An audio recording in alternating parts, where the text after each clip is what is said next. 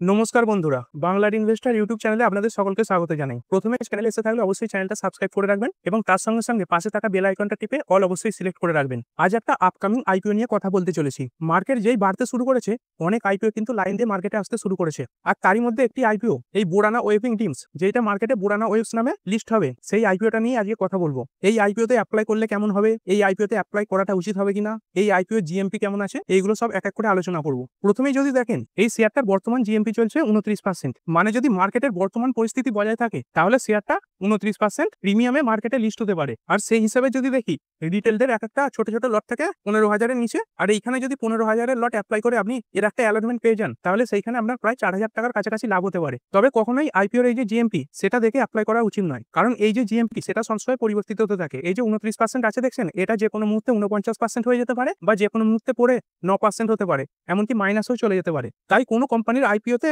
Apply করার আগে সেই কোম্পানির যে বিজনেস সেগুলো একটু ডিটেলসে জেনে নেবেন। এবার চলুন কোম্পানির যে বিজনেস সেগুলো একটু ডিটেলসে আলোচনা করি। এখানে দেখতেই পাচ্ছেন কোম্পানি 2020 সালে প্রতিষ্ঠিত হয়েছে। কোম্পানি কি কাজ করে থাকে? সিনথেটিক গ্রে ফেব্রিক এগুলো তৈরি করে থাকে। আর কোম্পানির যে ফেসিলিটি সেগুলো কোথায় আছে? এই যে গুজরাট, এইখানে কোম্পানির ম্যানুফ্যাকচারিং ইউনিট রয়েছে। আর কোম্পানি এই যে সিনথেটিক গ্রে ফেব্রিক তৈরি করে থাকে, এইগুলো কোথায় ব্যবহার করা হয়? এইগুলো তৈরি করার পর ডাইং এবং প্রিন্টিং এর জন্য চলে যায়। আর কোন কোন ইন্ডাস্ট্রিতে ব্যবহার করা হয়? এই ফ্যাশন ইন্ডাস্ট্রি, তারপর ট্র্যাডিশনাল টেক্সটাইলস, তারপর টেকনিক্যাল টেক্সটাইলস, তারপর হোম ডেকোর এবং ইন্টেরিয়র ডিজাইন, এইগুলোতে ব্যবহার করা হয়। এছাড়াও দেখতে পাচ্ছেন এই কোম্পানিটা পলিয়েস্টার, টেক্সচার, ইয়ান মানে যে বিভিন্ন কালারের উল হয় না, সেইগুলো এই কোম্পানিটা তৈরি করে থাকে। আর কোম্পানির 3টে ম্যানুফ্যাকচারিং ফেসিলিটি আছে, যেগুলো সবই গুজরাটে রয়েছে। আর এই ফেসিলিটিগুলোতে কি কি আছে? এই টেক্সটারাইজিং মেশিন আছে, র্যাপিং মেশিন আছে, ওয়াটার জেট লুম রয়েছে এবং টেক্সটাইল ফোল্ডিং মেশিন রয়েছে। এই সেপ্টেম্বর 30, 2024-এর রিপোর্ট অনুযায়ী কোম্পানিটার কাছে 15টা টেক্সটারাইজিং মেশিন রয়েছে, 6টা র্যাপিং মেশিন রয়েছে, 700টা ওয়াটার জেট লুম রয়েছে এবং 10টা ফোল্ডিং মেশিন রয়েছে। এরপর কোম্পানিটার ডিটেলসে বলেছে তাদের যে ক্লায়েন্ট তার 98%ই ফিক্সড ক্লায়েন্ট, মানে কোম্পানিকে নতুন ক্লায়েন্ট খোঁজার জন্য ছোটাছুটি করতে হয় না। আর কোম্পানি বলেছে তাদের যে বিজনেস সেটা এত বাড়ছে,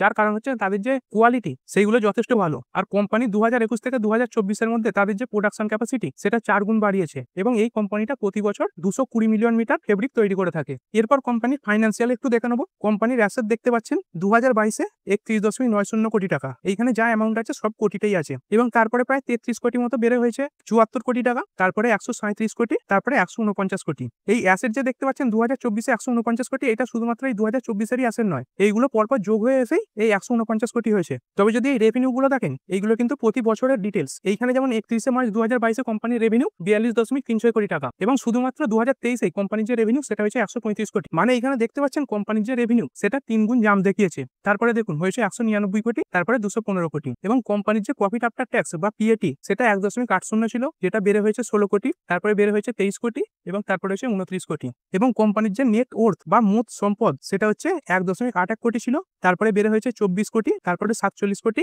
এবং বর্তমান রিপোর্ট অনুযায়ী আছে 76 কোটি। এবং কোম্পানির কাছে এই মুহূর্তে বর্তমানে 56 কোটির মতো রিজার্ভ এবং সারপ্লাসও পড়ে রয়েছে। এবার কোম্পানির যদি ধারের পরিমাণ দেখি, এইখানে দেখুন 2022-এ ধার ছিল 27 কোটির মতো, তারপরে বেড়ে হয়েছে 38 কোটি, তারপরে কোম্পানির ধার আরো বেড়েছে 69 কোটি। আর এইবারে কোম্পানি তাদের যে ধারের পরিমাণ সেটা অনেকটা কমিয়ে করেছে 54 কোটি। কোম্পানির যে রিটার্ন অন ইকুইটি সেটা আছে 49%-এর কাছাকাছি এবং আরওসি আছে 27.42%। রিটার্ন অন নেট ওর্থ আছে 49%-এর কাছাকাছি এবং প্রফিট আফটার ট্যাক্স মার্জিন এটা যদি দেখি 11.85 আছে। মানে এই ROE, ROC, RONW, profit after tax margin এগুলো সবই ভালো আছে। তবে যদি দেখি কোম্পানির এই যে বুক ভ্যালু সেটা একটু বেশি রয়েছে, প্রায় 9-এর কাছাকাছি রয়েছে। এই বুক ভ্যালু যদি 1-এর কাছাকাছি থাকে তাহলে সেটাকে একটা স্ট্যান্ডার্ড ধরা হয়। এরপর কোম্পানির ইপিএস একটু দেখে নেবো। আইপিও আসার আগে কোম্পানির যে ইপিএস সেটা আছে 11.83 এবং আইপিও আসার পর কোম্পানির ইপিএস দাঁড়াবে 14.66। পি রেশিও আইপিও আসার আগে 18.26 এবং আইপিও মার্কেটে লিস্ট হওয়ার পর এই পি রেশিও গিয়ে দাঁড়াবে 14.73। এরপর কোম্পানির আইপিও ডিটেলস একটু দেখে নেবো। মে মাসের 20 তারিখে আইপিওটা ওপেন হবে এবং মে মাসের 22 তারিখে এই আইপিওটা বন্ধ হবে। ফেস ভ্যালু থাকবে 10, ইস্যু প্রাইস থাকবে 205 থেকে 216, আর এই 216টা হচ্ছে কাট অফ প্রাইস। আর এক একটি লটে 69টা করে শেয়ার থাকবে। টোটাল ইস্যু সাইজ দেখতে পাচ্ছেন 144 কোটি, যার মধ্যে প্রায় 67 লাখ শেয়ার থাকবে। আর এর মধ্যে ফ্রেশ ইস্যু কত? ফ্রেশ ইস্যু দেখতে পাচ্ছেন 144 কোটি, মানে কোনো ওএফএস কিন্তু আসছে না। মানে কোম্পানিটা আইপিওর মাধ্যমে বাজার থেকে যে টাকা তুলবে তার পুরোটাই কিন্তু কোম্পানির এক্সপ্যান্ডের কাজে বা কোম্পানির বিজনেসের কাজে ব্যবহার করবে। এবং ইস্যু টাইপ দেখতে পাচ্ছেন বুক বিল্ডিং আইপিও। লিস্ট কোথায় কোথায় হবে? বিএসসি তে লিস্ট হবে এবং এনএসসি তে লিস্ট হবে, মানে এটা একটা মেন বোর্ড আইপিও। তারপর কোম্পানি তাদের যে শেয়ারের সংখ্যা সেটা দিয়েছে।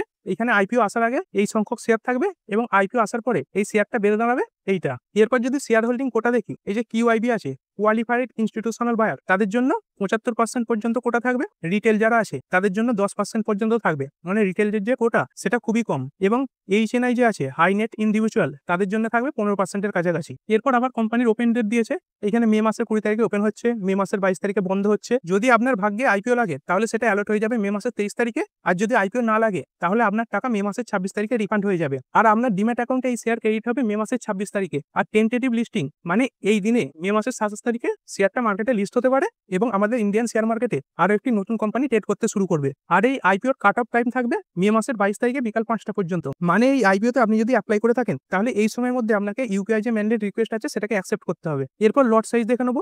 রিটেলদের জন্য একটি লট থাকে 15,000-এর নিচে। রিটেলরা সব থেকে কম একটা লট অ্যাপ্লাই করতে পারে, আর রিটেলরা সব থেকে বেশি 13টা লট অ্যাপ্লাই করতে পারবে। এরপরে যে স্মল এইচএনআই আছে যাদের কোটা 2 লাখের উপর থেকে শুরু হয় তারা 14টা লট অ্যাপ্লাই করতে পারবে। এবং এরই মধ্যে সব থেকে বেশি যে থাকে স্মল এইচএনআই ম্যাক, তারা 67টা লট অ্যাপ্লাই করতে পারবে। এবং বিগ এইচএনআই এদের যে অ্যাপ্লাই সেটা শুরু হবে 68টা লট থেকে, মানে 10 লাখের উপর থেকে। এরপর কোম্পানিটা আইপিও যে আনছে তার টাকা কি কাজে ব্যবহার করবে সেটা এখানে দিয়েছে। কোম্পানি একটা নতুন ম্যানুফ্যাকচারিং ইউনিট খুলতে চলেছে, সেইখানে প্রায় 713 মিলিয়ন খরচ করতে চলেছে।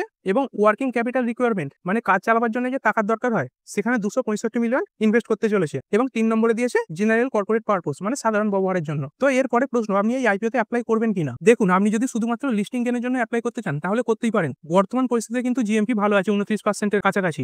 যদি একটি লটও আপনি পেয়ে যান তাহলে এই যে জিএমপি চলছে এর সাপেক্ষে যদি দেখি একটি লটে আপনি 4,000 টাকা পর্যন্ত লাভ করতে পারবেন। তবে আগেই বলেছি এই যে আইপিও জিএমপি সেটা কিন্তু সবসময় পরিবর্তিত হতে থাকে। এবার অনেকে বলবেন যে আইপিওতে অ্যাপ্লাই করে কি হবে, আইপিওতে অ্যাপ্লাই করছি এতদিন ধরে কোনোদিনও লাগছে না। দেখুন, এটা সম্পূর্ণভাবে ভাগ্যের ব্যাপার। তবে কিছু পদ্ধতি অবলম্বন করে আপনি এই আইপিও অ্যালটমেন্টের চান্স অনেকটাই বাড়াতে পারেন। কি করবেন? সব থেকে বলি, আপনি যে বড় ভুলটা কি করেন, আপনি আপনার প্যান কার্ডের মাধ্যমেই অনেক ব্রোকারের কাছে আপনার ডিম্যাট অ্যাকাউন্ট খুলে ফেললেন, এবার সেইগুলো থেকে অ্যাপ্লাই করে ফেললেন। এতে কিন্তু আপনার যে অ্যালটমেন্টের চান্স সেটা অনেকটাই কমে যাবে। কারণ আপনি যখনই একই প্যান কার্ডের মাধ্যমে অ্যাপ্লাই করবেন তখন আপনার যে আইপিও অ্যালটমেন্টের চান্স সেটা কমে যাবে, কারণ সিস্টেম অটোমেটিক্যালি সেটাকে রিজেক্ট করে দেয়। তো কি করবেন? আপনার যে ফ্যামিলি মেম্বার আছে তাদের আলাদা আলাদা প্যান কার্ড দিয়ে ডিম্যাট অ্যাকাউন্ট খুলতে পারেন এবং সেইখান থেকে অ্যাপ্লাই করতে পারেন। তবে এই আইপিও এর ক্ষেত্রে যদি দেখি রিটেলদের জন্য মাত্র 10% কোটা রয়েছে, তাই এই আইপিও পাওয়ার চান্স কিন্তু অনেকটাই কম। আর লিস্টিং এর পরে এই শেয়ার কি পড়ে যেতে পারে, দেখুন সেই চান্সটাও কিন্তু খুব কম। কারণ আইপিওতে অ্যাপ্লাই করার পর যখন রিটেলদের কোটা বেশি থাকে তখন কিন্তু সেই রিটেলরাই সেই শেয়ার বিক্রি করে দিয়ে সেই আইপিওটাকে ফেলে দেয়। আর যেহেতু এতে রিটেলদের কোটা খুবই কম, মানে 10%-এর মধ্যে, তাই এই আইপিও যখন বাজারে আসবে তখন কিন্তু এই আইপিওর পড়ে যাওয়ার চান্স অনেক কম থাকবে। তবে এই আইপিও লিস্টিং এবং লিস্ট হওয়ার পরে এই আইপিও কিরকম পারফর্ম করবে সেটা সম্পূর্ণভাবে কিন্তু বাজারের যে বর্তমান পরিস্থিতি থাকবে তার উপর নির্ভর করবে। তো এই আইপিও সম্বন্ধে যা ডিটেলস ছিল সেগুলো সবই আপনাদের জানিয়ে দিলাম। এবার আপনি আপনার মনোমতো সিদ্ধান্ত নিতে পারেন। তো ঠিক আছে বন্ধুরা, আশা করছি ভিডিওটা আপনাদের ভালো লেগেছে। আপনি চাইলে এটাকে লাইক এবং শেয়ার করতে পারেন। আর শেয়ার মার্কেট সংক্রান্ত ডেইলি নিউজ আপডেট পেতে চ্যানেলটা সাবস্ক্রাইব করে রাখবেন এবং পাশে থাকা বেল আইকনটি টিপে অল অবশ্যই সিলেক্ট করে রাখবেন, যাতে পরবর্তী ভিডিওর নোটিফিকেশন আপনার কাছে সময় মতো পৌঁছে যায়। আর হ্যাঁ, ভিডিওটি শুধুমাত্র ইনফরমেশন এবং এডুকেশনাল পারপাসের জন্য বানানো হয়েছে। আমি সেবি রেজিস্টার্ড নই, তাই কোনো প্রকার শেয়ারে কোনো প্রকার বাই, সেল, হোল্ড বা অ্যাভারেজ করার কোনো সিদ্ধান্ত নেওয়ার আগে আপনার যে ফাইন্যান্সিয়াল অ্যাডভাইজার আছে তার সঙ্গে অবশ্যই আলোচনা করবেন। দেখা হচ্ছে পরের ভিডিওতে। ধন্যবাদ।